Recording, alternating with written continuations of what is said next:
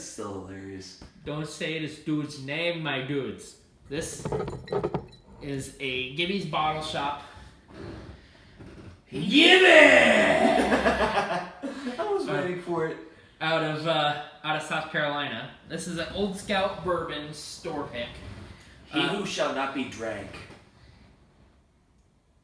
He who shall not be crunk. 2003 has entered the chat.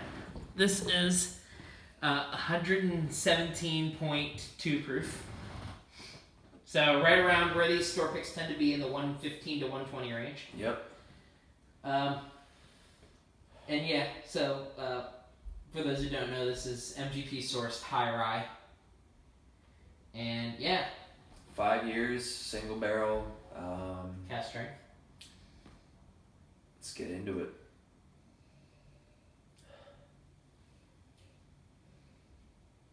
It smells almost musty. Like corn, musty.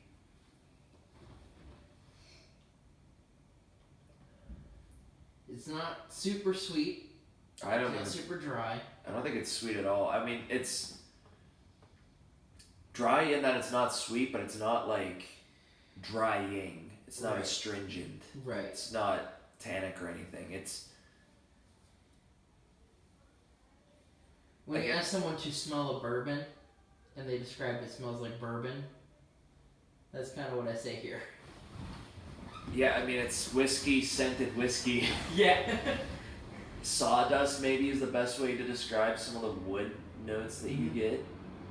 But like you just threw a limb of a tree into like a wood chipper and you're smelling what came out. That too. That could be that.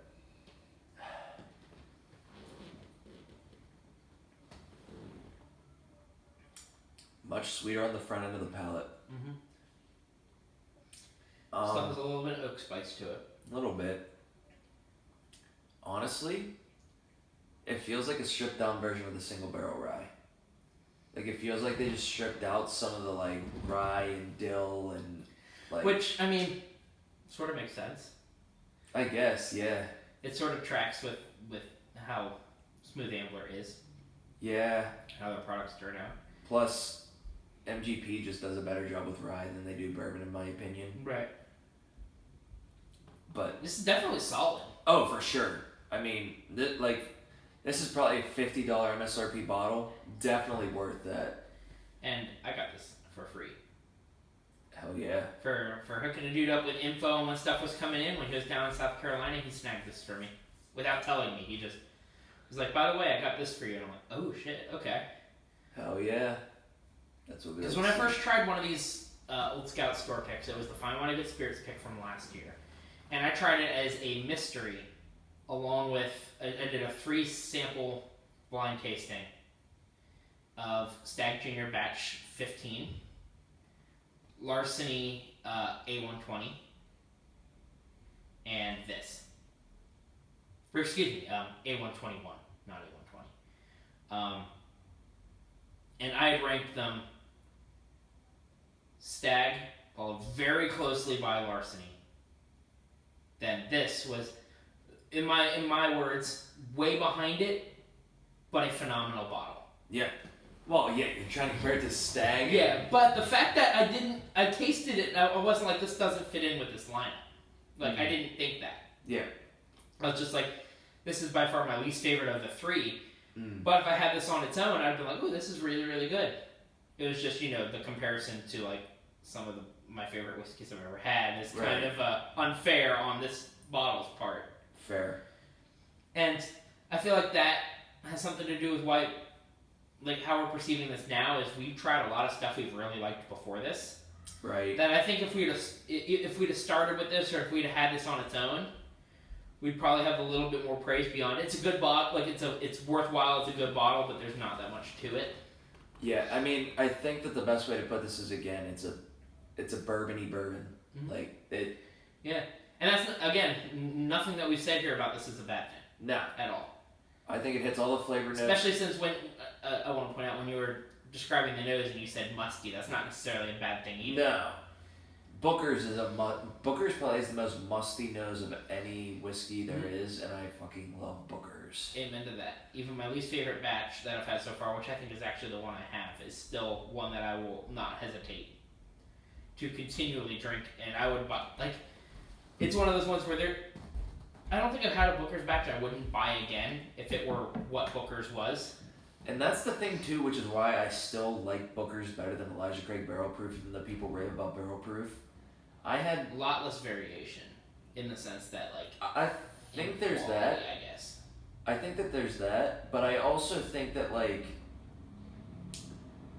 the character of that whiskey is one that I enjoy so much that even, like, lesser bottles I still thoroughly enjoy for what they are. Where the Elijah Craig, it has to strike a chord with you a little bit more. Yeah, because, like, after having B520 and C920, I've been disappointed with most of the other batches I've tried. Meanwhile, like, you could have Granny's batch, you could try another batch of Booker's and be like, I like Granny's batch more, but pour me another. I really like this, yeah. I mean, yeah, that definitely makes sense. And I feel like this is,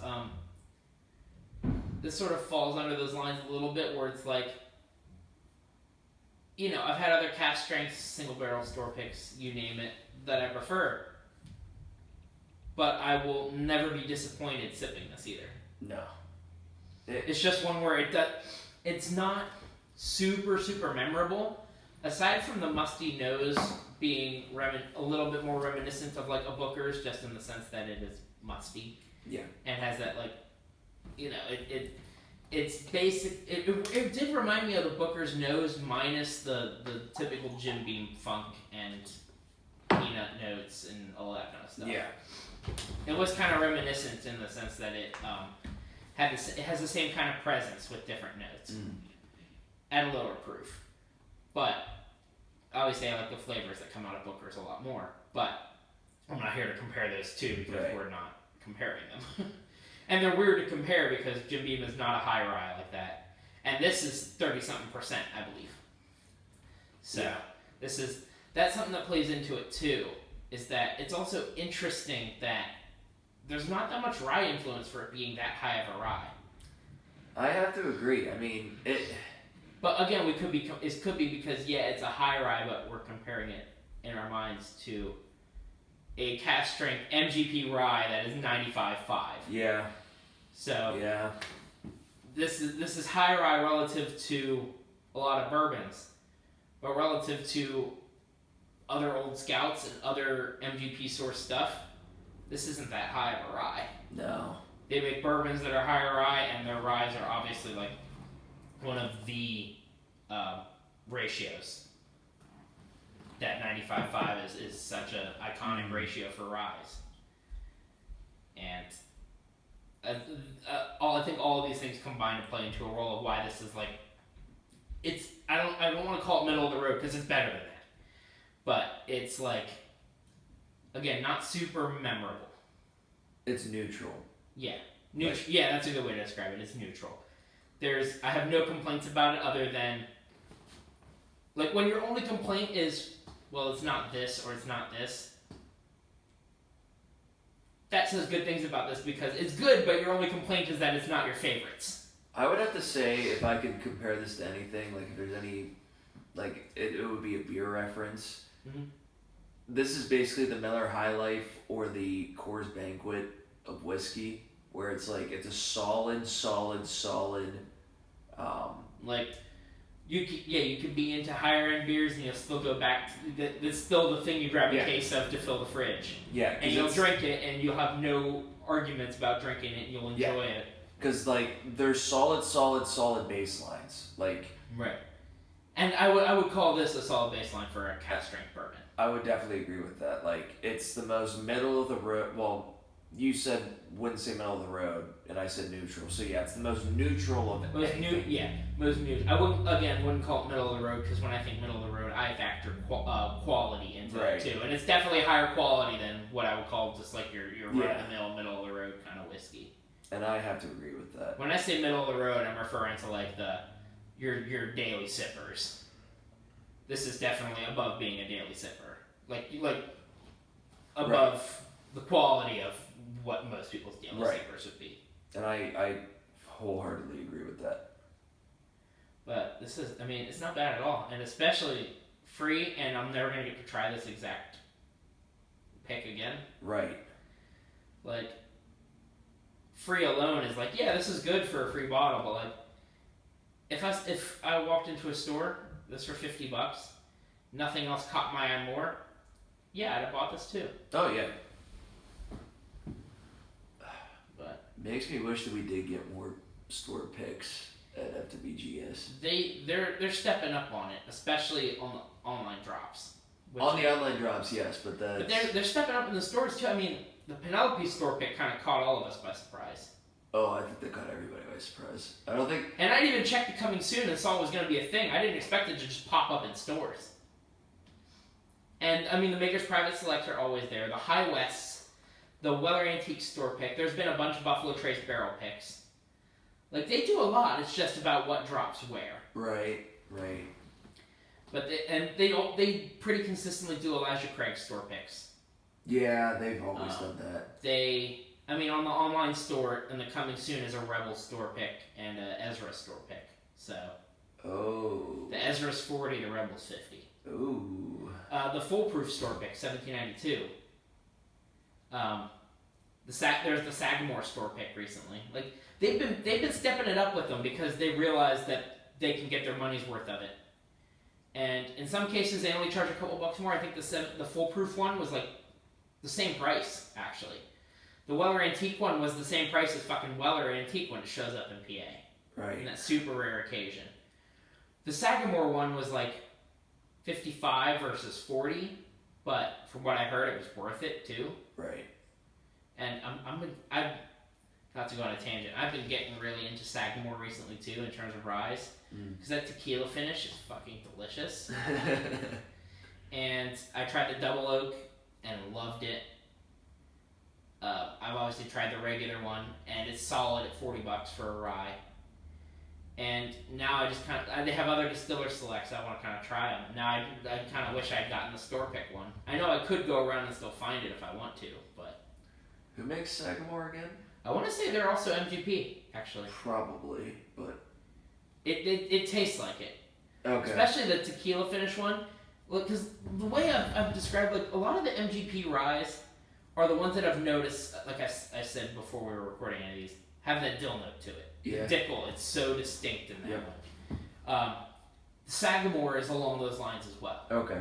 The tequila finish, you get those sort of herbal, it's not fully dill, you get like dill, bay leaf, almost like a rosemary kind of note to it. It's very like herbal, green kind of notes that are still there even with these more tequila-y and bourbon-y notes, because it's getting a little bit of that agave nectar, Right. but beyond that, it's actually mostly getting the sweet oak kind of notes.